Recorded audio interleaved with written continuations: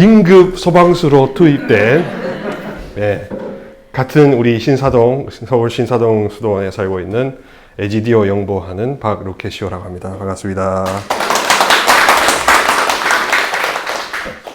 그러니까 늘 깨어 있으라고 주민님이 그러셨는데 강의도 늘 준비하고 있어라 라는 그런 심정으로 달려왔습니다. 그리고 또 마침 우리 원래 책임 맡으셨던 우리 에드먼드 신부님께서 간략하게 자료를 준비해 주셨고 그 스토리라인을 어제 브리핑을 해 주셔서 비록 여기 뒤에 띄울 수는 없지만 이것을 바탕으로 제가 전공한 성경을 좀 보태서 이렇게 좀 나누고자 합니다. 일부는 성경에서 말하는 서약, 즉 하느님의 계약, 그리고 이 강의에서는 프란시스코 회칙 안에서 보는 서약, 그리고 어떻게 보면 정체성이죠. 그런 것에 대해서 이야기하겠습니다. 시작하기에 앞서 필기는 안 하셔도 되겠습니다. 제가 왜 이걸 갖고 하겠습니까? 여러분들이 아실지 모르겠지만 제가 유튜브를 하고 있거든요. 그래서 루케치오라고 치면 제 채널이 뜹니다. 거기에 지금 이 녹화하는 영상을 업로드하면 언제든지 노 메이크업으로 추리닝 바람이든 반바지 바람이든 뭐 러닝 셔츠 바람이든 아니면 이거를 그 집에 있는 LED TV로 이걸 쏴서 편하게 보시든 소파에 누워 보시든 뭐 이렇게 편하게 언제든지 돌려보시라는 차원에서 필기와 암기의 압박에서 벗어나시고자 이거를 제가 녹화를 할 겁니다. 그러니까 어떻게 하라고요? 릴렉스. 그래서 여러분들이 귀한 시간 내주셨으니까 이거는 내 거다라고 어떤 이제 그 점유의식을 가지고 이렇게 릴렉스 해주시고 후반에 오후에 점심 먹고 난 다음에 자유로운 증문즉설, 약간 법륜스님 스타일로 어떤 질문도 부끄럽게 해드리지 않겠습니다. 여러분들 질문을 요만한 거 내가 이런 것까지도 물어봐도 되나? 라는 것까지 친절 서비스를 해드리니까 내가 신자로서 그리고 제속회에 이제 입회해서 서약의 문으로 점점 다가가고 있는 이 한 형제 한 자매로서 그 어떤 사소한 호기심이라도 주저하지 마시고 이렇게 해주시면 좋겠습니다. 또 불가에서는 회향이라고 해서 자기가 느끼는 것들을 이렇게 돌리면서 서로 이렇게 가부좌 동한 거 하한 거가 끝난 다음에 그 회향이라고 하거든요. 나눔. 그래서 자기가 몰랐던 것을 발제를 해주심으로 인해서 다른 분들도 알았던 몰랐던 것들을 보완 혹은 강화할 수 있으니까 이렇게 몰랐던 거는 부끄러운 게 아닙니다. 이제 아는 척 하는 게 부끄러운 거죠. 그죠? 그러니까 그런 점에서 너무 두려워하거나 불편하거나 공포심을 느끼시지 마시고, 네, 감사합니다. 제 채널을 이렇게 보시는군요. 그래서 이걸 나중에 제가 6월 언젠가 올라갈 겁니다. 그러면 어떻게 하라고요? 구독과 좋아요, 알림 설정, 영상 공유를 통해서 많은 분들이 좀 배웠으면 좋겠습니다. 하여튼 많이 이렇게 알면 좋겠네요. 자, 그러면 이제 본격적으로 서로는 이제 이 정도로 하고 성경에서 말하는 서약, 계약, 약속 이런 것, 특히 하느님이 우리가 믿는 하느님의 성질, 차이점은 무엇인가에 대해서 좀 나눠보도록 하겠습니다. 여러분들이 이렇게 그리스도교라는 종교에 몸담고 계십니다. 저도 그렇고요. 또 그리스도교라는 종교에서 우리 형제 자매님들과 저와 공통점은 뭐냐? 활동에 초점을 두는 것이 아니라 현존에 초점을 두는 카리스마의 기류에 몸담고 있다는 겁니다. 이른바 다른 동네는 A380으로 이렇게 날아가고 있으면은 우리는 보잉 787 이런 식으로 날아가면서, 다른 데서는 기내 서비스에 최선을 다하지만 우리 집 같은 경우는 이렇게 탑승했을 때 터뷸런스 없이 편안하게 이렇게 정속주행, 안전운행하는 거하고 뭐 유사하다고 볼 수 있습니다. 다시 말해 우리 프란치스칸들은 됨됨이에 초점을 맞추는 그런 형제 자매들로 초대받았다 이겁니다. 활동주의가 아니라 우리는 축성 생활을 하는 사람들로 부르심을 받았다는 게 가장 큰 특징인 겁니다. 생각해 보십시오. 사랑하는 사이 결혼들 하셨지만 배우자들이 이쁜 짓을 해서 이쁠 수도 있잖아요. 예. 자식들이 이쁜 짓을 하니까 이쁠 수 있어요. 그죠? 작용 반작용으로 주고받는 기브 앤 테이크가 있기 때문에 이쁠 수가 있어요.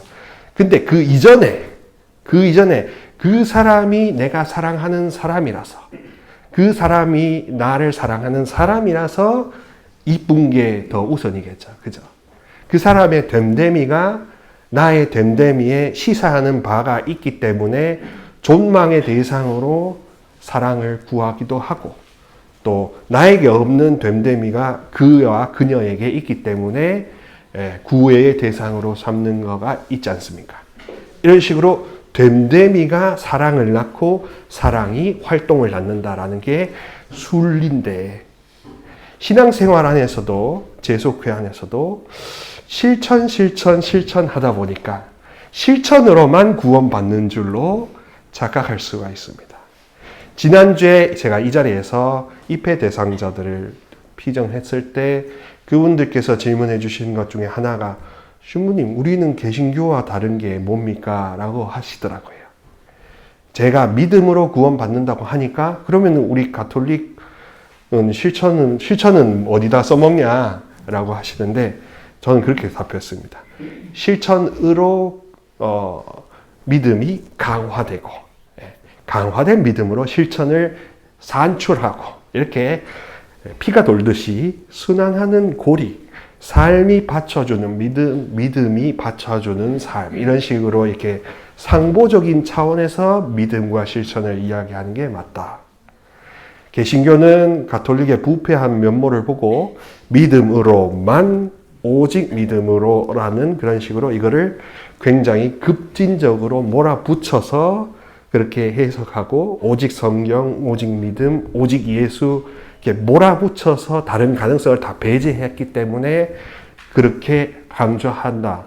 따라서 그런 교우분들을 친구로 만나시다 보면, 이웃을 만나시다 보면 가톨릭은 마치 수행 종교와 같은 느낌을 받게 만든다 이겁니다. 불가나 도가나 유가처럼 착한 일 많이 하면, 악한 일을 하면 벌 받고 착한 일을 하면 보상을 받는다. 이런 논리에 너무 갇히게 되면 종교가 원래 추구하는 현인이 되는 길은 되게 멀리 느껴질 수가 있거든요.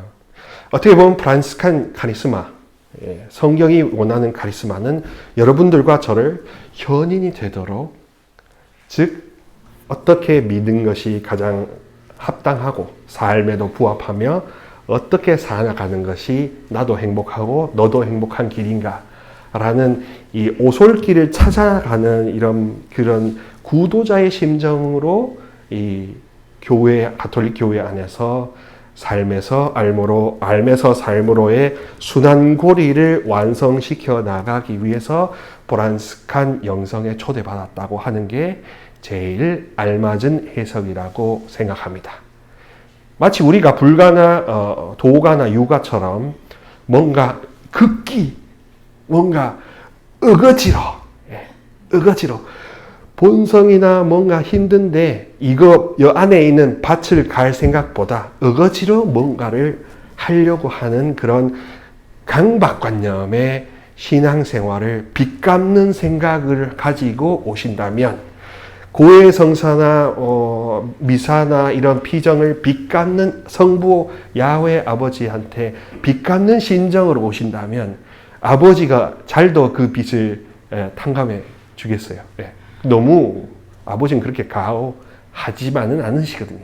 정의를 앞세우시지만 그분의 이름에는 자비가 더 어울리기 때문에 정의를 저버리지는 않으시지만 자비를 일단 먼저 내보여주신다라는 차원에서 우리가 갖고 있는 고정관념을 좀 전환하면 좋겠다라는 차원에서 서론을 이렇게 띄웁니다. 약속을 하시는 하느님, 그리고 충실하신 하느님, 자비로우신 하느님, 사랑이란 하느님 안에는 우리가 인식하기에 이런 뜻이 있다는 겁니다. 빚쟁이로서 죄라는 채무를 독촉하시는 하느님이 아니라는 것. 또 동시에 우리로 하여금 많은 선업을 이뤄야만 그분이 우리를 구원받게 해줄 사람이라는 것은 아니라는 것. 믿음으로만은 아니지만 믿음으로 가톨릭 신자도 그리스천으로서 구원받는다. 실천이라는 것은 그 삶이 믿음과 일관되고 삶이 받쳐주는 믿음, 믿음이 받쳐주는 삶. 그래서 삶에서 알므로, 알면서 삶으로 피가 통하듯이 성령의 바람이 나라는 혈관과 나라는 세포를 통해서 다 이렇게 천상과 지상이 상통하는 통로가 되는 게 여러분들이 이 자리에 오신 목적이라고 보시면 좋아요. 내가 도구로 축성된다, 평화의 도구로 축성된다라는 건 바로 통로가 된다, 채널이 된다. 그래서 뭐 영어로는 Lord make me channel of peace 이렇거든요. 그러니까 평화의 채널, 투과되는 채널로 나를 변화시켜 달라, 만들어 달라 이렇게 하는 것들이 있습니다. 그래서 우리 그리스도교 교회의 일회원으로 사제로 이렇게 부르심 받아서 여러분한테 앉아 있는 저 사매원으로서 유기서약을 통해서 종신성으로 이렇게 진보하시는 우리 모든 분, 그리고 이미 서약하신 우리 병영 모든 분들은 다 같이 그리스도교 계시 종교의 본류인 됨됨이, 축성생활, 그리고 내가 교회가 되고 내가 은총의 발로가 되는 그런 내가 이렇게 파이프가 된다라는 그런 개념이 여러분들의 성소에 아주 들어맞는다 이겁니다. 그래서 나가 뭔가를 하기보다 하느님께서 나를 통해서 이 사랑과 평화를 흡습하실 수 있는 협력자가 되는 게 재속회원의 시작과 끝이에요. 사도직이나 그 다음에 봉사활동은 우선순위로 치면 두 번째, 세 번째 정도입니다. 그러니까 빈첸시오회나 무슨 이제 좀 자선단체와 다른 이 우리 재속회의 특징은 일단 내가 은총의 발로가 된다라는 게 가장 큰 차이점이 돼요. 그래서 나를 통해서 사랑이나 자비나 필요한 도움에 보이지 않는 손길이 미칠 수 있도록 하는 개방되어 있는 사람, 겸손한 사람, 열려있는 사람, 그런 사람이 되는 거고, 그런 됨됨이가 될 때 그 다음에 뭐 순종이든 그 다음에 평의원 봉사든 그 다음에 구역장이든 그 다음에 구역 모임이든 이게 된다라는 겁니다. 그래서 우리가 됨됨이와 활동을 따로따로 생각했다면, 그죠? 우리는 됨됨이대로 하고 활동대로 하고 이거와 이거의 통합 가능성에 대해서는 생각하지 못하셨다면 유기서약을 바라심으로써 이거 원래 연결되어 있었던 거고, 원래 아버지가 사랑을 불어넣어주면 강한 의지로 향해 의지를 입고 열심히 순종하고 투신하게 된다라는 그런 연관고리를 다시 상기하고 회고하셨으면 좋겠다. 이전부터 말씀드립니다. 좀 뭐 혹시 내용이 어려우신가요? 네, 네. 그런 것들입니다. 그래서 우리 에드먼드 신부님께서 뒤에 마련해 주신 자료를 보고 좀 이야기해 보겠습니다. 서약이라고 말하는 건 에드먼드 신부님은 성경에서 어떤 개념으로 보셨냐 하면 계약일, 하느님의 계약으로 보셨습니다. 즉 약속과 그 성취, 구약에 하셨던 아브라함을 비롯한 이 약속과 그 약속을 어떠한 경우에도 변화시키지 않고 꺾지 않으시고 예수 그리스도를 통해서 완성하셨다. 라는 그런 모델을 통해서 하느님이 어떤 하느님이냐, 우리가 믿는 하느님은 언제나 항구하시고 영원하신 하느님이라는 점을 강조해 주고 싶어 하셨습니다. 서약이라는 게 그 어원적으로는 누구누구 앞에서 고백하다, 인식하다, 받아들이다, 표명하다, 선언하다라는 그런 뜻이 있대요.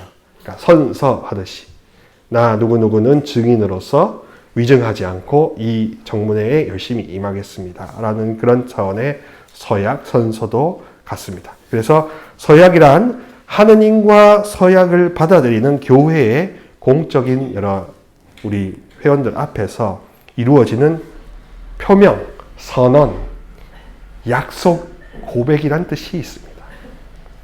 그러니까 이제 제가 앞에 말씀드렸던 우리는 가르멜회 제속회도 아니고 베네딕토의 봉헌회도 아니고 다른 여러 지금 뭐 협력자회 이런 것들을 만들어내는 그런 수도회와는 다르게 프란시스코 제속회 3회라고 하는 거는 뭐냐 하면 모든 사람들 형제 자매들 앞에서 내가 교회가 되고 내가 성령과 성자와 성부가 늘 머무시는 내가 집이 되겠다. 거처가 되겠다. 그래서 그 삼위일체 하느님이 내 마음에 밭을 갈도록 내가 내두겠다. 그래서 내 약점에 대해서 부끄러워하지도 않고 내가 모자라는 것에 대해서 감추려고 하지도 않고 그분이 수술 동의만 우리가 표해드리면 아름답게 압구정 성형외과보다 더 이쁘게 가꾸어 주신다. 어떻게? 원죄 이전의 상태로. 죄라는 것에 의해서 우리가 힘들어하고 비관적인 그 상태 이전의 모습과 의지와 용기와 지혜로 복원시켜 주신다. 그것을 내가 믿고 약속한다. 라는 게 서약입니다. 그래서 우리는 프란시스칸들 안에서는 능력과 이 살아있는 현존에서는 아버지 하느님과 다를 바가 없다고 해요. 다만 저는 저만의 꼬라지가 있죠. 여러분들도 비하하는 게 아니라 여러분들의 꼬라지가 있잖아요. 안경 끼시고 이렇게 이 꼬라지가 다른 것 때문에 비주얼이 다른 것 때문에 여러분들이 각자 뭐 저는 루케시오고 뭐 예를 들면 뭐 우리 자매님이고 뭐 이런 식으로 이렇게 달라지는 거지. 각자가 그렇게 다른 거지. 다양해지는 거지. 틀려 먹은 건 아니고 다양해지는 거지. 능력과 현존하는 차원에서는 다 동일하다라고 보는 게 우리 프란시스칸 전통입니다. 그러니까 우리도 예수님처럼 성령에 힘입어서 주변 사람들을 위한 예수 그리스도 구세주가 될 수도 있다고 보는 그런 겁니다. 그래서 원죄 이전의 상태, 원래 나를 만드셨을 그 아름다움의 상태가 있다고 내가 믿고 그리로 내가 회복하려고 하는 작업을 이제 받아들이겠다라는 게 서약이죠. 이게 종신서약은 그거를 내가 목숨 다할 때까지 받아들이겠다. 비록 이렇게 감정의 기복 때문에 이렇게 뭐 바이킹 타듯이 왔다 갔다 할 수도 있겠지만 그렇다고 해서 내가 모든 것을 다 저버리는 것은 아니다라고 이렇게 믿는 겁니다. 어떻게 해서 선언하고 약속하는 겁니다. 그래서 우리의 약속이 우리의 부족함이 계약의 조건이 되는 게 아니라 당신의 완전함이 계약의 조건이 돼요. 당신의 전능이 계약의 조건이 돼요. 그러니까 의사가 뭐 여기 의정부나 아산병원이나 거기에 심장 전문 의사가 내과 의사 선생님이 아주 인자하고 실력도 좋다고 합시다. 물론 수술할 때 우리의 당 수치, 혈구 수치 이런 것들이 조건이 맞아야 이제 개심 수술을 할 수 있겠죠. 근데 그런 조건도 조건이지만 그 의사 선생님이 의지가 없다면 고쳐줄 마음이 없다면 성립 자체가 안 되는 게 수술이지 않겠습니까? 근데 의사 선생님이 너무 자상하셔. 너무 실력이 넘치고 막 어떻게든지 도와주려고 막 그렇게 노력을 해요. 막 가만히는 못 있는 거예요. 예. 가만히는 못 있는 거예요. 어떻게든지 열어서 그 안에 있는 판막이든 염증이든 제거해주고 싶은 마음이 그냥 끓어오른다고 봅시다. 그러면 우리가 조건이 맞을 때 동의 사인만 하면 수술로 직행할 수 있다는 거죠. 그렇죠? 어떤 구원의 차원도 삼위일체 하느님과 약속을 통해서 이루어지는 차원도 같다고 보셔도 틀린 바가 없습니다. 여러분들이 네, 저 조력자요, 도움이신 삼위일체 하느님의 개입이 필요합니다. 저를 다 드리오니 다 받아들이겠습니다. 라는 자유로운 그 서약, 동의가 있으면 그때부터 이제 필러도 좀 넣고 보톡스도 좀 넣고 여기 실밥도 좀 땡겨가지고 이렇게 미소 짓게 만들 거라 이겁니다. 그래서 흰머리도 좀 이렇게 검게나 컬러풀하게 염색도 하고 아주 이쁘게 만든 그런 영혼으로 가꿔준다. 신체적 연세가 들지만 마음의 나이는 어린아이로 되돌아갈 수가 있는 게 바로 영성생활의 매력이에요. 그런 겁니다. 그래서 하느님의 전능하심, 하느님의 축복이 훨씬 더 선행한다라고 봅니다. 그 예들로 이렇게 봅니다. 야곱이 장자에게 주어진 축복을 가로채고 형 에사오가 두려워서 도망을 다닐 때 베텔에서 하느님 축복의 꿈을 꿉니다. 그리고 하느님께 이렇게 약속을 합니다. 창세기 28장 20절부터 22절까지의 말씀이에요. 잘 들어보세요. 야곱은 이렇게 서원하였다. 하느님께서 저와 함께 계시면서 제가 가는 이 길에서 저를 지켜주시고 저에게 먹을 양식과 입을 옷을 마련해 주시며 제가 무사히 아버지 집으로 돌아가게 해 주신다면 주님께서는 저의 하느님이 되시고 제가 기념 기둥으로 세운 이 돌은 하느님의 집이 될 것입니다. 그리고 저는 당신께서 주시는 모든 것에서 10분의 1을 당신께 바치겠습니다. 라고 해서 당신이 이런 것들을 주시면 제가 11조를 바치겠습니다. 라고 약속을 합니다. 사무엘기 상권 1장 27절에서 28절에서도 사무엘이 어린아이 다윗을 두고 이렇게 약속합니다. 제가 기도한 것은 이 아이 때문입니다. 주님께서는 제가 드린 청을 들어주셨습니다. 그래서 저도 아이를 주님께 바치기로 하였습니다. 이 아이는 평생을 주님께 바친 아이입니다. 그런 다음 그들은 그곳에서 주님께 예배를 드렸다라고 되어 있습니다. 문제투성이, 말썽꾸러기, 우리가 마음으로 보면 심술꾸러기인 우리 자신이 하느님께 서약을 드리고 약속을 하고 내가 지키겠습니다 하는 게 어불성설 아닌가 이런 의심과 불신도 생길 겁니다. 그렇지만 제가 말씀드렸던 것처럼 계약의 조건은 우리의 불성실한 부족함이 아니라 그분의 완전함과 권능 때문에 계약이 성립된다 이겁니다. 그만큼 많이 견뎌주고 기다려줄 수 있는 카운터 파트라 이거죠. 시나이 산에서 하느님과 모세가 이렇게 계약을 맺습니다. 이스라엘 백성은 하느님께서 초대해 주시며 맺어주시는 이런 말씀. 나는 너희의 하느님, 너희는 나의 백성이라는 말씀에 그대로 실행하고 따르겠습니다 하고 응답합니다. 그러나 이후 이스라엘 역사 전체가 하느님의 약속에 충실하지 못한 그런 얘기의 장편 소설입니다. 예를 들어서 충실하던 다윗도 모세도 그 계명을 이렇게 어긋나고 또 파괴하며 그리고 이웃 자기 신하의 부인을 이렇게 탐하는 그런 벌을 이렇게 짓게 되죠. 죄를 짓게 되죠. 그런데 그렇다고 해서 하느님이 재밌는 건 벌을 주지만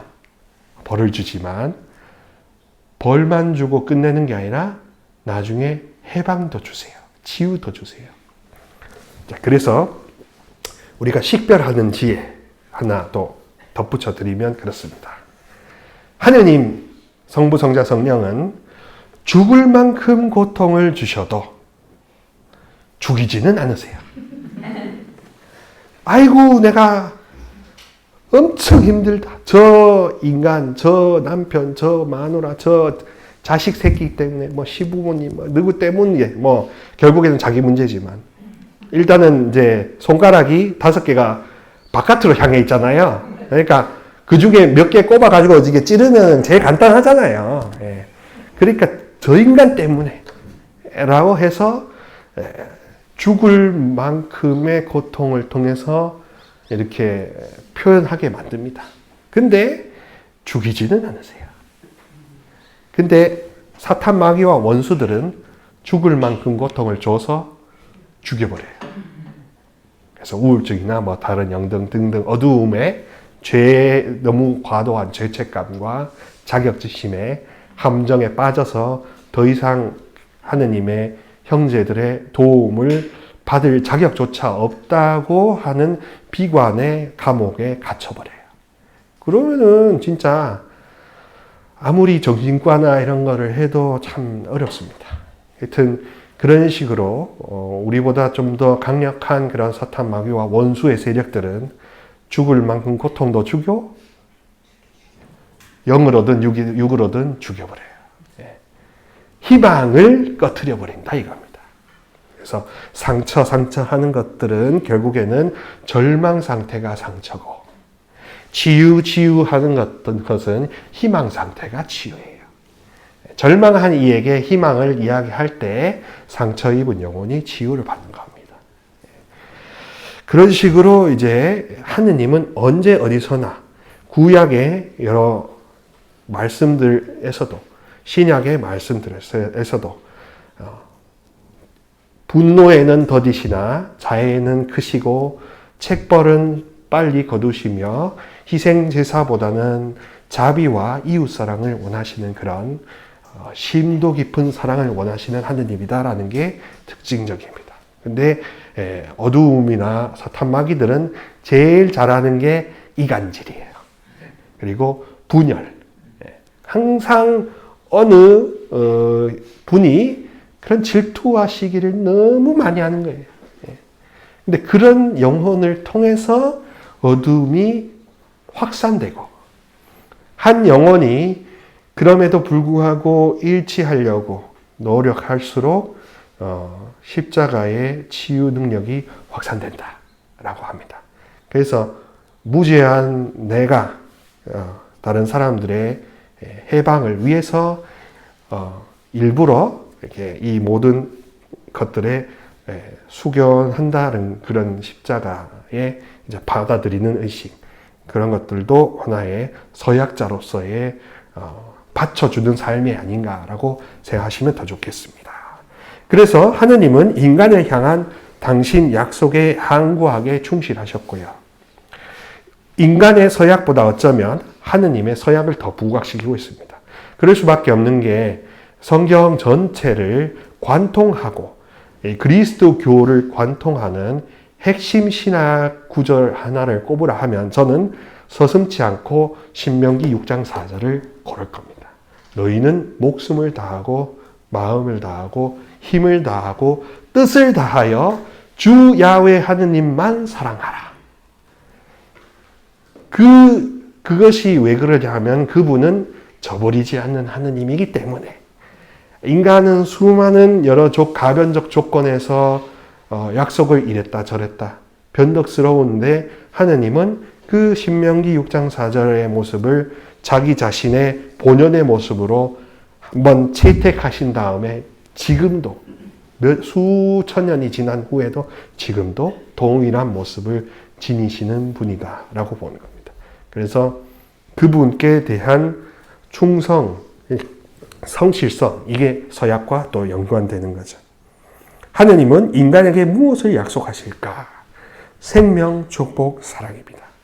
그리고 다른 여러 이렇게 메신저들을 통해서 야훼 아버지께서 주시고자 하는 4가지 선물이 있다고 합니다. 사랑, 기쁨, 평화, 일치. 이거 위에는 야훼 아버지가 주고자 하는 게 없대요. 다른 원수 세력들이 과도한 공포심으로 야훼 아버지라기보다 야훼 심판자로 인식하기로만 이렇게 우리 인지를 이렇게 편향되게 만든다 이겁니다. 그래서 내가 두려워하는 거지 아버지가 용서하기를 내가 용서를 청하는 게 주저하는 거지 아버지가 용서를 주시기를 절대 주저하지 않으신다라는 게 그러니까 우리가 신을 이렇게 믿고 서약 생활을 하고 이 서약 생활을 하고 함에도 이렇게 동일한 어떤 축복이 주어지니까 이 조직이 800년이 넘게 살아남은 거 아니겠습니까? 우리가 사교 집단이었다면 그렇게 될 수가 없죠. 그래서 어떻게 보면 역사가 증명해주는 전통과 가문을 확실하게 해주는 제석 프란시스코 회, 프란스칸 영성이 그런 게 있다 이겁니다. 그만큼 우리 프란시스코의 카리스마는 아주 본류를 핵심 정통을 추구하는 그거면 됐지. 그 주변부에 있는 것들 짜투리를 구하는데 시간을 소모하지 않아도 된다는 거죠. 그래서 우리는 정통 맛집이에요. 우리는 설렁탕 맛집이에요. 800년 전통의 사골곰탕 맛집이라 이거예요. 진국. 그래서 좀 약간 자뻑이지만 프란시스칸이면 참된 그리스도인이 되고 참된 그리스도인이 되면 참된 프란시스칸이 된다라고 합니다. 그만큼 사부님은 성경에 쓰여진 글자 그대로의 그 응축된 정신을 해석을 감히 하지 않고 그대로 흡습하려고 하셨으니까요. 성령을 그대로 우리 창호지처럼 그대로 물을 먹듯이 스폰지처럼 빨아들이는 게 수도 생활이요 형제 생활이라고 봤지 무슨 사업하고 뭐 이렇게 하는 거를 통해서 나를 정의하는 게 아니라고 보신 거죠. 그래서 본류를 좀 더 추구하는 서약 생활이 되면 거룩한 단순성이라는 게 그렇게 이해가 되는 겁니다. 하나만 단순하게 추구했더니 하나를 아니까 열을 알게 되더라. 10가지 다 손대는 게 아니라 하나를 집중적으로 한움을 파니까 10가지가 열리더라.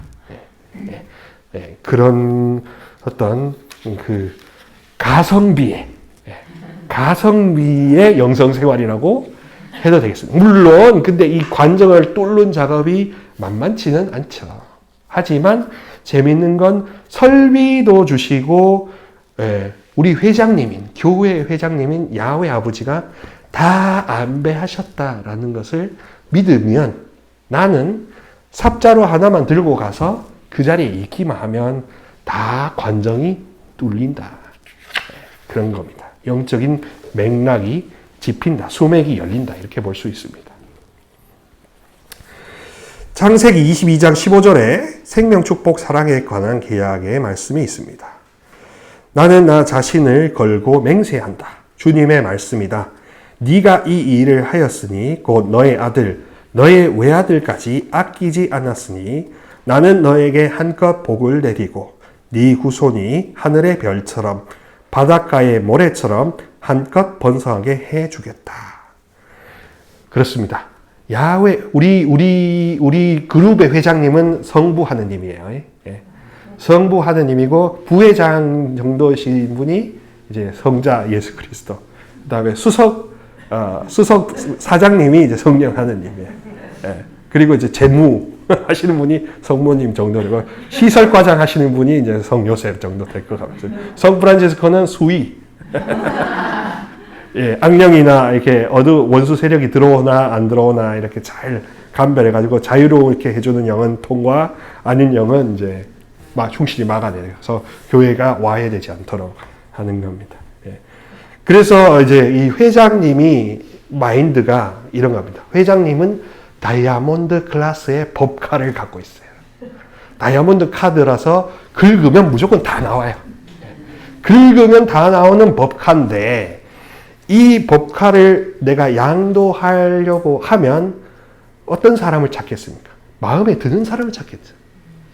마음에 드는 사람한테 이 법카를 준다 이겁니다. 그리고 네 마음대로 써 라고 시크하게 딱 주는 겁니다. 그럼 야훼 아버지가 회장님이 법카를 주려면 어떤 사람이 마음에 드는 사람인가? 당신을 아버지로 받아들이는 사람을 마음에 드는 사람으로 본다는 겁니다. 야훼 아버지, 야훼 하느님, 이 두 호칭 가운데 여러분들은 어디가 더 마음에 끌리시는지 보셔야 될 겁니다. 하느님으로서만 보셨다면 심판자, 나와 거리가 먼 사람, 나와 그냥 우리 모든 교회가 공동으로 섬기는 절대신, 사랑의 신, 신들의 신, 이 정도로만 추상적으로 멀리 하늘에 계신 분으로만 보셨다면 그분은 오히려 땅에 있는 모든 자녀들 곁에 있고 싶어 하신다라는 게 그분 마음이거든요. 그렇다면 야훼 아버지, 성부 아버지라고 그 호칭이 기도할 때 우러나오면 예수님이 야훼 아버지를 보듯이 그 전망으로 나도 그렇게 보고 기도하고, 수많은 많은 이런 것보다 아버지, 제가 아버지의 마음에 드는 종이요, 딸이요, 아들이요, 협력자가 되게 해주세요 하면 게임 끝난 거 아닙니까? 너무 방법론이나 지류에 신경을 많이 쓰셨다면 다시금 본질로 되돌아오는 그런 이렇게 사람으로 초대받은 게 저도 그렇고 우리 제소 프란시스코 회원들이 다 그렇게 본류로 회귀하는 회개 생활을, 그래서 회복하는 회개 생활을 하려고 초대를 받은 사람들이라는 게 다르다는 겁니다. 빚 갚으려고, 보속하려고, 죄를 삭감하려고 그렇게 오는 게 회개 생활이 아니라 일단 루카복음 15장처럼 일단 돌아와서 아버지 품에 안긴 다음에 그 다음에 정산을 하자는 게 바로 우리 회개 생활이라 이겁니다. 아버지를 아버지로 받아들이지 않는 게 더 아버지 마음에 상처가 되지, 아버지를 이제 아버지 좋아하시는 것만 계속 선물하려고 아버지랑 멀리 있으면서 택배로 클릭만 하면 아버지가 좋아하겠어요? 아야, 니는 와서 나를 좀 보고 가야지. 나한테 보고 나한테 신사임당을 좀 놓고 가야지.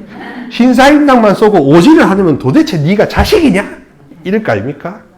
같은 논리로 아버지도, 야훼 아버지도 똑같이 당신을 아버지로 부르고 가까이 다가오는 자녀들을 이뻐하지, 그냥 아버지가 좋아하실 것 같은 희생, 보속, 제사, 미사, 참례, 헌사 이런 거에만 골몰하는 자녀는 안타까워 하신다 이겁니다. 그러니까 그렇게 마음에 들어하고 사랑을 더 깊이 하려고 하는 사람한테 이 아브라함처럼 자손도 후하게 주고 물적 부도 후하게 주고 간의 사업도 후하게 주고 이렇게 한다. 그래서 마치 개신교에서 땅 많이, 부동산 많이 얻으려고 기도하고 예배하고 아멘 믿습니다 하는 그런 거라기보다 그분 마음에 드는 자녀가 되려고 하는 그 됨됨이의 차원으로 우리가 신경 쓰는 게 성경이 가르쳐주는 본류고 프란시스칸들이 지향하는 본류다 이겁니다. 탈출기 14장 15절에서도 그렇게 말하죠. 너는 어찌하여 나에게 부르짖느냐. 나는 파라오와 그 모든 군대, 그의 병거와 기병들을 쳐서 나의 영광을 드러내겠다. 이사야서 54장 6절, 55장 3절에도 이렇게 말합니다. 54장 6절에서는 이렇게 말하죠. 정녕 주님께서는 너를 소방 맞아 마음 아파하는 아내인 양, 퇴방 맞은 젊은 시절의 아내인 양 다시 부르신다. 너희 하느님께서 말씀하신다. 내가 잠시 너를 버렸지만 크나큰 자비로 너를 다시 거두어 드린다. 분노가 북받쳐 내 얼굴을 잠시 너에게서 감추었지만 영원한 자애로 너를 가엾이 여긴다. 산들이 밀려나고 언덕들이 흔들린다 하여도 나의 자애는 너에게서 밀려나지 않고 내 평화의 계약은 흔들리지 아니하리라. 하느님의 불변하심, 항구하심. 우리가 신이라서 믿는 거지, 영원해서 믿는 거지. 그때그때 달라요. 이러면 믿겠습니까?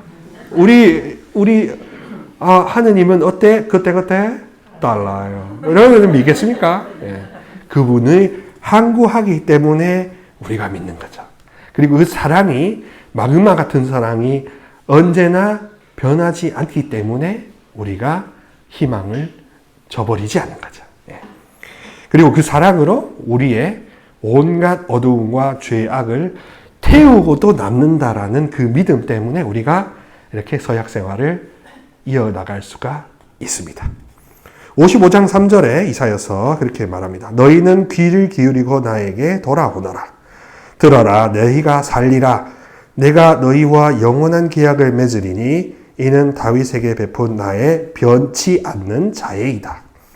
비와 눈은 하늘에서 내려와 그리로 돌아가지 않고 오히려 땅을 적시어 기름지게 하고 싹이 돋아나게 하여 씨 뿌리는 사람에게 씨앗을 주고 먹는 이에게 양식을 준다.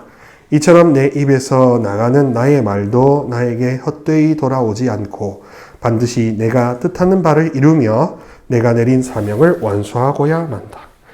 하느님은 그야말로 자존감 킹, 자기 주도력 킹, 자기 실행력 킹 왕짱이잖아요. 그리고 그 킹 왕짱의 능력을 성령이 99.9% 갖고 계시죠. 근데 그 성령이 우리한테 오신대요. 여러분들의 심령 안에 오신대요. 그래서 오셔서 뭐 한다? 오셔서 일하신다. 그러면 어떻게 되냐? 나의 의지와 그 성령이 교환, 타이어 갈듯이, 엔진 오일 갈듯이 교체를 한다. 그러니까 사도 바오로가 이제는 내 힘으로 사는 게 아니라 그리스도의 힘, 십자가의 힘.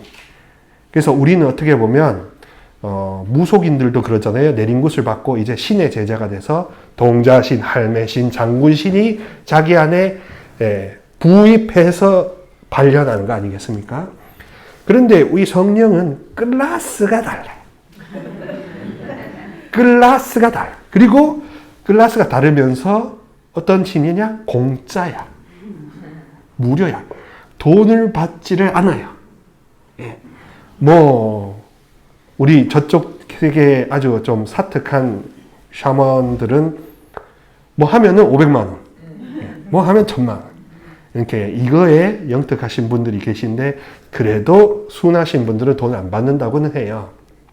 근데 교회는 많은 시련과 오차를 겪어서 교회법이 정한 대로 2만 원. 2만 원. 강사비도 20만 원 이렇게 정해져 있다. 그 안에서 하니까 거의 공짜죠. 그래서 성령이 오셔서 여러분들 안에 깃들여서 여러분들의 허물 됨됨이를 상관치 않으시고 그렇다고 여러분들의 자유를 무조건 침해하거나 억압하지도 않으시고 네, 수술 받겠습니다 하면은 바로 메스 빰빰 빠라밤 빰빰 빠라밤 해가지고 바로 투입해서 그 안에서 좋은 것만 순도 높은 것만 이렇게 웅진코웨이처럼 정화해가지고 이렇게 해주신다 이겁니다. 그래서 성령이 오셔서 성실성을 믿게 해주고 하느님이 사랑이 언제나 변치 않는다라는 것을 내가 믿겨지게끔 해주신다라는 게 특징이에요. 그러니까 서약을 내가 말하지만 언제나 우리 성부님이 말씀하시듯이 주님의 영과 그 영의 활동을 간직하면 서약은 이루어지는 겁니다, 결국에. 그러니까 대리기사가 있는 거예요, 우리는. 저도 그거를 잊지 않으면 내 에고가 꼴리는 대로 내가 잘났으니까 잘났는 대로 하려고 하는데 그러다가 보면 제가 배를 산으로 몰고 있는 거죠. 근데 성령이라는 안전한 대리기사가 원래부터 오셔서 우리를 운항을 시켜주시면 하느님으로 향하게 되는 그 길에서 어긋남이 없다. 이렇게 보는 겁니다. 에제키엘 36장 25절 너희에게 정결한 물을 뿌려 너희를 정결하게 하겠다. 너희의 모든 부정과 모든 우상에게서 너희를 정결하게 하겠다. 너희에게 새 마음을 주고 너희 안에 새 영을 넣어주겠다. 너희 몸에서 돌로 된 마음을 치우고 살로 된 마음을 넣어주겠다. 나는 또 너희 안에 내 영을 넣어주고 너희가 나의 규정을 따르고 나의 법규들을 준수하여 지키게 하겠다. 그리하여 너희는 내가 너희 조상들에게 준 땅에서 살게 될 것이다. 너희는 나의 백성이 되고 나는 너희의 하나님이 될 것이다. 라고 해서 이렇게 회복의 비전을 이야기합니다. 희망의 비전. 여기서 새 마음과 새 영을 넣어주고 돌로 된 마음을 치우고 살로 된 마음을 넣어주겠다. 깃털 같은 마음을 넣어줘서 애기같이 만들어주겠다. 아이고 얼마나 좋게요. 그죠? 그런데 왜 우리는 그렇게 두려워할까? 우리 불안함 때 너무 전착해서 아이고야. 근데 거기서 시선을 다시금 되돌리려고 조금만 1mm만 양보할 마음이 생기면 서약하실 수 있어요. 내가 1mm만 좌로 돌려서 햇살을 보려고 해야지 라면 여러분들은 하느님의 자녀가 되는 겁니다. 그 어둠 속에 골몰해서 문제가 세상에 가장 큰 문제가 되면 진짜 문제가 되는데 서약을 통해서 언제든지 항구한 저 태양, 희망의 태양을 내가 바라보려고 하는 이렇게 마음의 근육 운동을 좀 하겠다고 선언을 하면 그러면 문제가 되지 않아요. 그 의식의 차이가 굉장히 크다 이겁니다. 이스라엘은 이렇게 또 마테오복음 28장 5절 6절에서 이제 신약에서는 그런 식으로 막연했던 하느님의 약속, 충실성이 이제 예수 그리스도라는 좀 더 우리 인간성을 닮은 분으로 다가옵니다. 그래서 좀 더 그 멀어졌던 격차가 점점 줄어들어서 똑같은 레벨에 놓이게 되는 게 그리스도교의 구원이에요. 그러니까 우리가 예수님의 위치와 똑같아지는 것, 성령에 의해서 똑같아지는 게 구원이다 이겁니다. 그 길로 다 초대받은 게 재속 회원이고 1회 회원이고 2회 회원이다 이겁니다. 그래서 성모님의 그 성모 영보, 탄생 예고 이것을 큰 어떤 교차점으로 봐요. 육화와 우리가 신화되는 게 교차점으로 본다 이겁니다. 두려워하지 마라. 너희가 십자가에 못 박힌 예수님을 찾는 줄을 안다. 그분께서는 여기에 계시지 않는다. 말씀하신 대로 되살아나셨다. 그래서 부활도 역시 하느님의 약속을 이렇게 성취해 주는 것을 보여주십니다. 한마디로 주님께서, 예수님께서, 성령께서, 성모님께서 천사계 성인 성녀들과 모든 나의 숭호 성인들은 한 번 우리를 사랑하면 변치 않는다. 신명기의 신학이 주류 신학이라면 그 신학이 2000년이 넘게 지속되었다면 어떻게 감히 한꺼번에 시대가 이렇게 쇠락하고 무종교, 무신론이 한다고 해서 어떻게 갑자기 바꾸겠습니까? 진리는 언제도 진리, 어제도 오늘도 내일도 진리 아니겠습니까? 사랑했다가 미워하지 않으시는 게 하느님입니다. 당신의 사랑에 실현력에 충실하시지요. 끝까지 사랑하셨다면 끝까지 사랑하시고 책임지십니다. 한번 순이 일로 와봐. 그럼 책임지는 거예요. 네 오빠. 그럼 책임지는 거예요. 네. 그러니까 내가 잘못했다고 버리지도 않는 겁니다. 고해소에서 있어 보면 자기가 죄 지은 거에 대한 그 자책감이 상당히 크다는 생각이 들거든요. 근데 이제 그 자책감을 한다는 건 알지만 자비는 모르는, 자책은 할 줄 알지만 자비는 모르는 아이러니에 저도 좀 눈물이 날 때도 있어요. 자비가 더 중요한데 포기하지 않는 게 중요해요. 그래서 하느님 사전에 없는 단어가 포기, 하느님 사전에 확실하게 있는 게 용기, 하느님 사전에 없는 게 절망, 하느님 사전에 있는 게 희망. 그런 겁니다. 그래서 되게 영성은 심플해요. 근데 우리가 그때 달라요. 어떻다고요? 그때 달라요. 그때 다르니까 문제지요. 그러니까 내 심정이 다르면 하나님도 다른 줄로 착각을 한다. 유다도 끝까지 사랑하셨어요. 유다도 결국엔 구원받기를 바라셨어요. 그래서 그런 것들이 중요합니다. 거의 마무리 이제 하겠습니다. 발타살이라는 신학자가 있는데, 발타살이라는 신학자가 이렇게 했습니다. 예수님이 돌아가셔서 제일 먼저 가신 게 지옥이랍니다. 이 발타살 신학자의 이 묵상에 따르면 지옥에 가신 이유가 뭐냐? 유다스를 구원하려고. 그런 해석도 있습니다. 그만큼 이분의 자비와 치유와 용기와 희망에는 한이 없다. 성경과 교부에서도 그렇게 당신은 자애로우신데 한도 없는 자애다라고 이야기합니다. 그래서 그거를 오늘 이 1강에서는 그렇게 핵심은 그겁니다. 우리가 그때 달라서 문제가 되는 거고, 서약도 했지만 서약하고도 우리의 심정이 어떻다고요? 그때 달라요. 양성교사하고 할 때 내 마음이 어떨 때는 오 감미로워라 했다가 어떨 때는 오 된장. 그때 달라. 그러니까 거기에 휘둘리고 있는 나는 내 뜻으로 살고 있는 셈이 되는 거죠. 그러니까 우리는 오히려 뭐를 청해야 된다? 주님의 영을 청해야 된다.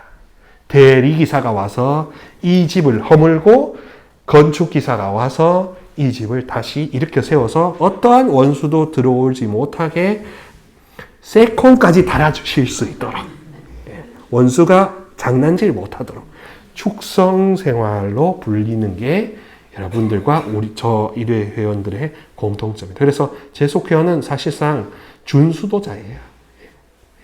수도 생활 하시는 거나 다름이 없어요. 평신도로서의 정점에 초대받는 겁니다. 근데 서약을 종신하신 다음에 뭐 저 자매가 미워서 나 이제 그만두고 갈래.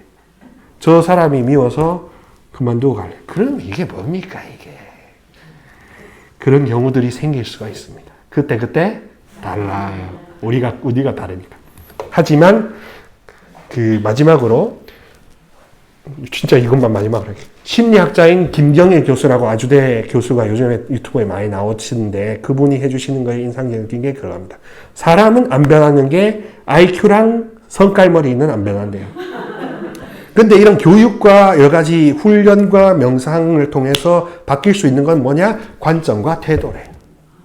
관점과 태도가 비관적에서 낙관적이 될수록 그 사람이 성숙도와 성공도가 높아지더래요. 또한 성격상 낙천적으로 아예 스트레스를 아무것도 받지 않는 사람이 좋은 사람이라고 생각하는데 낙천적인 사람이 단명하더래요. 그래서 심리학자들이 아이러니하게도 어떠한 스트레스와 고난이 있더라도 바라볼 비전을 놓치지 않고 계속 바라보면서 전진하는 사람이 낙관론자가 되고, 낙관론자가 리더로서 성공하고, 낙관론자가 장수도 하고 행복하게 살더라는 겁니다. 그러니까 하느님의 변치 않는 사랑을 바라보면서 서약을 하시고, 그게 바로 서약의 본류고, 그 본류에 충실하고자 프란치스코가 자기만 수도 생활하는 게 아니라 루케시오와 보나돈나를 통해서 재속회까지 이렇게 확대했다라는 거, 그걸 좀 잘 새겨 주시면 좋겠습니다. 일단 1강의는 영광송으로 마치고 또 2강의 쉬었다가 하겠습니다. 영광이 성부와 성자와 성령께 성부와 성자와 성령의 이름으로 아멘. 감사합니다.